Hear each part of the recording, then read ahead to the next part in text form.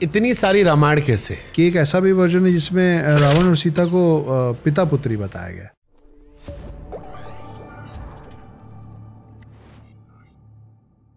ये इतनी सारी रामायण कैसे? इंडोनेशिया की अपनी अलग रामायण है, हमारी अलग रामायण है, दुनिया में कई जगह अलग अलग रामायण है। तो भगवान राम तो एक ही थे, लीला तो एक ही समय हुई होगी, अलग अलग काल में अलग अलग रामायण कैसे आ गई? सबके काल भी अलग अलग है। आप देखिए ना शुभांकर भाई, अभी भी कोई नया कुछ कांड हो जाता है देश के किसी कोने में, तो उसका फाइनल रिपोर्ट तो कई हफ्तों महीनों बाद निकलता है ना। उस बीच में अलग अलग इन्फ्लुएंसर्स, अलग अलग न्यूज़ चैनल्स, अलग अलग उस बारे में बताने वाले कितनी अलग अलग कहानियाँ सुना देते हैं। अनगिनत कहानियाँ निकल जाती है ना। आप जो सुनेंगे आप मानेंगे कि हाँ यार मैं इस पर ट्रस्ट करता हूँ तो यही सही होगा। फिर आप किसी और की सुनेंगे, अच्छा ये वो गलत था, ये सही था।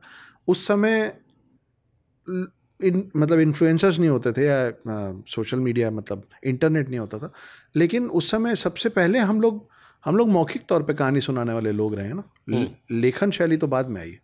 तो अलग अलग तरीके से अलग अलग लोगों ने कहानी सुनाई। अपन एक दो एक्सपेरिमेंट भी करते ना कि एक लाइन में खड़ा करो, एक दूसरे के कान में एक वर्ड बोलो, तो वो पहुँचते पहुँचते पहुँचते पहुँचते आखिरी तक कुछ और ही बन जाता है।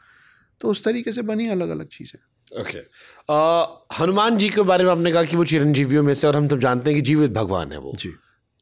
भगवान में जीवित भगवान शायद वही इकलौते। हाँ, अमर लोगों में उन्हीं का नाम है। तो हनुमान जी चिरंजीवी कैसे बने? हनुमान जी को जब चेहरे पे जब उनको वज्र से मारा गया था, इंद्र ने मारा था जब वो सूरज खाने जा रहे थे, उस समय उनको बहुत सारे वरदान मिल गए थे, लेकिन साथ में एक श्राप भी मिल गया था कि तुम भूल जाओगे तुम्हारी क्षमता क्या है। जब तक वो वक्त नहीं आएगा कि तुमको अपनी क्षमता का उपयोग करना है, तब तक के लिए तुम भूल जाओगे इस चीज़ को। तो ज़्यादातर लोगों का मानना है कि राम जाते समय उनको ये वरदान दे के गए थे। प्यारी सी कहानी है कि राम को जाना था वापस, और हनुमान जी तो राम से इतना प्रेम करते हैं कि राम के लिए राम से ही लड़ जाएं। तो बोले नहीं, या तो आप यहाँ मेरे साथ रहेंगे या मैं आपके साथ ऊपर चलूँगा, मैं नहीं छोड़ रहा आपको। तो फिर उन्होंने अपनी अंगूठी, सुना होगा आपने वो कहानी, अंगूठी उतार के ज़मीन के क्रैक में डाल दी। बोले कि अरे हनुमान मेरी अंगूठी लेके आइए। और जब वो सूक्ष्म रूप होकर अंगूठी ढूंढने अंदर गए, तब राम जी विष्णु रूप लेके वैकुंठ धाम वापस लौट गए। अब इधर हनुमान जी अंदर जाते जाते एक जगह पहुँचे जहाँ पे शेषनाग बैठे हुए थे। तो शेषनाग उनको देखे और बोले यहाँ क्या कर रहे हैं हनुमान आप? तो बोले अरे वो मेरे राम की अंगूठी गिर गई, वे ढूंढते आया हूँ। तो शेषनाग हंसने लग गए। तो बोले आप क्यों हंस रहे हैं? बोले इसलिए हंस रहा हूँ क्योंकि जितनी भी पृथ्वी है, जितनी भी दुनिया है, उन सब में राम आपको ऐसी बुद्धू बना के जाते हैं, हर बार एक अंगूठी गिरती है। तो बोले ये कैसी बात है? बोले पीछे पलट के देखो। तो हनुमान जब पीछे पलटे तो पीछे उसी तरीके की अंगूठी का एक पूरा पहाड़ बना हुआ था। तो ये मल्टीवर्स समझते हैं ना आप कि बहुत सारे वर्ल्ड्स चल रहे हैं। वो मेरे दिमाग में आता है कि मल्टीवर्स कोन जैसा है, आइसक्रीम के कोन जैसा, कि ऊपर तो बहुत सारे हैं लेकिन वो नीचे पिघल के एक ही जगह पहुंच रहा होगा। तो हर बार एक हनुमान वहाँ पहुँचते हैं एक अंगूठी ढूंढने, जहाँ उनको बताया जाता है कि जब तक आप अंदर आए तब तक वो निकल गए। तो उस कहानी के हिसाब से राम जी जाते जाते उनको ये बोले थे कि तुमको यहीं रहना पड़ेगा, मैं तुमको अमरता का वरदान देता हूँ, क्योंकि मेरा आखिरी रूप कल्कि जब आएगा तब तक तुमको यहाँ रहना है, तुमको उनका साथ देना है। तो तब से वो यहाँ। अब कल्कि अवतार को लेकर बड़ी चर्चा चलती है। हाँ, आजकल तो कुछ ज़्यादा। हमने पिक्चर भी देख ली, कल्कि बन गई जी बना दी गई, बड़ी सारी धारणाएं हैं, बड़ी सारी बातें हैं। ये सच है, ये कहानी है कि डाल दिया गया है कि चलो उम्मीद पे जिंदा रहो कि भगवान आएंगे? ऐसे तो फिर आप किसी भी धर्म समुदाय की बात करेंगे तो उम्मीदों पे ही सब कुछ कायम है। बट फिर भी हमारे धर्म में क्योंकि बहुत सारी चीज़ें प्रैक्टिकली भी रही हैं, जैसे आपने भगवान का जिक्र किया कि नाम भी जो रखा गया वो उसके पीछे एक लॉजिक था। तो कल्कि कहानी के पीछे क्या लॉजिक था और ये कहानी कब प्रचलित हुई? चाहे कल्कि की बात करें, चाहे दशावतार में किसी भी रूप की बात करें, आप देखिए जब मत्स्य अवतार नहीं आए थे ना, पहले अवतार, तब भी यहाँ के लोगों को पता था कि मत्स्य अवतार आने वाले। कृष्ण के आने के पहले आकाशवाणी हुई थी, है ना। राम के आने के पहले मालूम था कि रावण का वध करने राम आएंगे। तो ये सब, ऐसा मेरा मानना है, मैं किसी भी धर्म ग्रंथ को कोट करके कुछ नहीं बोल रहा हूँ, कि ये सब चीज़ें ना शुभांकर भाई पहले हो चुकी, सब कुछ हो चुका है और ये बार बार होता है। फॉर एग्ज़ाम्पल आप शतरंज खेलना जानते ही हैं। शतरंज में जो ऊँट होता है, जो हाथी होता है, जो घोड़ा होता है, जब शतरंज खेलते खेलते वो ख़त्म हो जाता है, मतलब गोटी कट जाती है तो अपन गोटी को खिड़की के बाहर थोड़ी ना फेंक देते हैं, सही बात है। अपन उसको साइड में रख देते हैं। फिर जब क्यों रख देते हैं, क्योंकि जब पूरा गेम खत्म होता है तो हम सारी गोटियों को उठा के शतरंज के डब्बे के अंदर डाल के बंद कर देते हैं। फिर शतरंज का डब्बा खोलते हैं तो सब घोड़ा घोड़े की जगह, ऊँट ऊँट की जगह, हाथी हाथी की जगह फिर सेट होता है। 4 युग हैं, सतयुग, त्रेता, द्वापर, कलयुग। कलयुग के बाद वापस सतयुग जाता है ना। तो ये अगर आप मेरी उंगली को देखें, सतयुग से त्रेता, त्रेता से द्वापर, द्वापर से कलयुग, कलयुग के बाद वापस सतयुग। तो ये जो शेप बना, ये बना डमरू। तो शिव जी क्या कर रहे हैं? डुग डुग डुग डुग ही तो कर रहे हैं। अब इसी डमरू के शेप के ऊपर अगर आप जल्दी जल्दी पेन चला दें 100 बार जल्दी जल्दी, आपको पता नहीं चलेगा कि उसका जो पॉइंटेड कॉर्नर था वो सर्कुलर हो गया, क्योंकि आप जल्दी जल्दी चला रहे हैं। यही तो है इन्फिनिटी, जिसका एंड नहीं है, कि कलयुग के बाद फिर सतयुग आएगा, फिर वही सारी चीज़ें होंगी, फिर राम आएंगे, फिर कृष्ण आएंगे। अब ये जो डुग डुग करता हुआ डमरू था, जिसको मैंने जल्दी जल्दी चला के इन्फिनिटी का शेप बना दिया, उसी को अगर आप मोड़ के खड़ा कर देंगे तो वो हो जाएगा आवर ग्लास, जिसमें से रेत ऊपर से नीचे गिर रही है। तो जब रेत ऊपर से गिरते गिरते, रेत क्या है? वक्त है, समय है। वो 1 मिनट, कभी का 10 मिनट अलग अलग साइज़ का होता है, लेकिन आवर ग्लास का काम ये होता है कि इतने समय में ये रेत नीचे पहुंच जाएगी। तो जब एक बार पूरी रेत नीचे चली जाती है तो आप क्या करते हैं?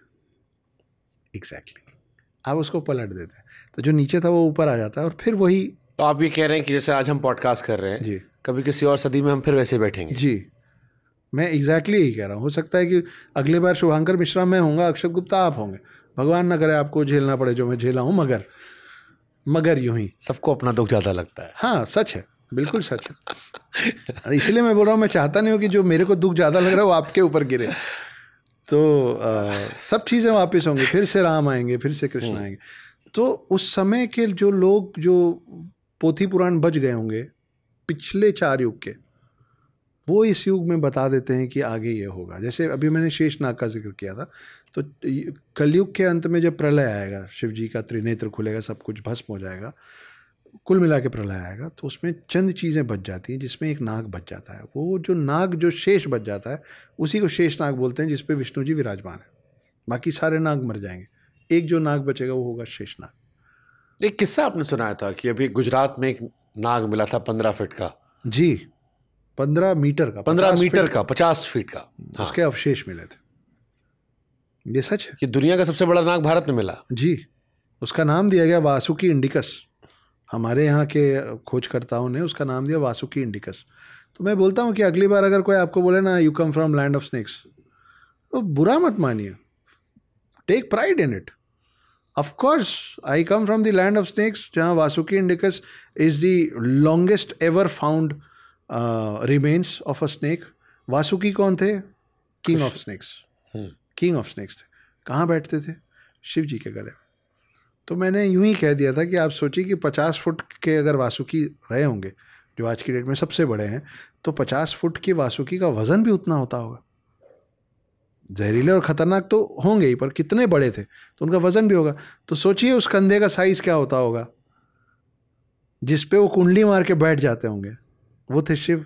और सोचिए कि नंदी कितने बड़े साइज के होते होंगे जिसपे उस कुंडली मारे हुए वासुकी को लेके शिव बैठ के दौड़ लगा लेते थे। तो लोग बोलेंगे कुछ तो भी बोल रहा है। शेर का पूर्वज अवशेष मिले ना, सेबर टूथ बोलते थे। वो शेर से 3 गुना 5 गुना बड़ा होता था, उसका दांत इतना बड़ा होता था। हवा में बात नहीं हो रही ना, साइंटिफिकली प्रूव्ड है कि भाई मिले हैं रिमेन्स, है ना। हाथी के पीछे जो हाथी के जो पूर्वज थे वो मेहमत थे, और अभी के हाथी से कई गुना बड़े होते थे। तो अगर मैं ये प्रूव कर पा रहा हूँ कि शेर के पीछे सेबर टूथ होते थे और हाथी के पीछे मेहमत होते थे, तो उस सेबर टूथ का भी तो कोई पूर्वज होगा, मेहमत का भी तो कोई पूर्वज होगा। तो आप मेरे को कैसे झुटलाएंगे कि मेहमत का पूर्वज शायद एरावत होता होगा जिस पे इंद्र सवारी करते हैं।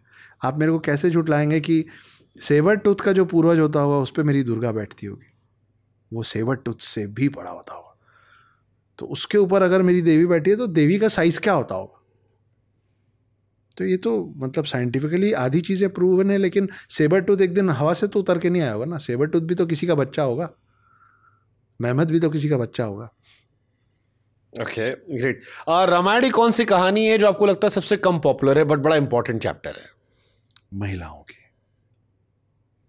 मैं बता रहा हूँ मैं क्या बोलने की कोशिश कर रहा हूँ। आप सब ने रामायण बहुत सारा सुना हुआ है, मैं ना आपको बहुत शॉर्ट में 5-6 मिनट में एक ऐसा रामायण सुनाता हूँ जो ना आपने ना आपके दर्शकों ने कभी नहीं सुना होगा। मैंने नाम दिया उसको सीतायन। ओके। है ना? तो आप सोचिए, बड़ा कहा गया ना कि अबला थी और उनके साथ ये हो गया, उनके साथ वो हो गया, उनको किडनैप करके ले गए। मैं आपको एक नया वर्जन दिखाता हूँ, आपको मज़ा आएगा, आई प्रॉमिस यू दैट। और ये मैंने फिर कहीं पढ़ा नहीं है, ये सब मेरे दिमाग में जो बन जाता है वो मैं आप तक पहुँचा देता हूँ। तो कुछ ऐसा हुआ होगा कि जब रावण गया होगा ब्रह्मा जी के पास वो वरदान मांगने कि ना मेरे को ये मार पाए, ना वो मार पाए, ना गंधर्व मार पाए, ना देव मार पाए, ना राक्षस मार पाए, ना जानवर मार पाए, सब बोल दिया। तो ब्रह्मा जी ने बोला तुमने सब बोल दिया, मनुष्य नहीं बोला। तो रावण ने बोला था कि वो तुच्छ मानव मेरा क्या बिगाड़ लेंगे। कॉन्ट्रैक्ट में पहला क्लॉज आ गया बाबा कि रावण को वो मार सकता है जो ऑर्डिनरी हो, एक्स्ट्रा ऑर्डिनरी होगा तो नहीं मार सकता, मानव को तुच्छ होना पड़ेगा तभी वो रावण को मार पाएगा। करेक्ट, यही वरदान है। तो अब विष्णु जी को भेजने की तैयारी हुई होगी कि राम बन के जाइए। जब विष्णु जी यहाँ आने वाले होंगे, क्योंकि भगवानों को मालूम है आगे क्या होगा, उनको समझ में आया होगा बहुत गड़बड़ हो गया,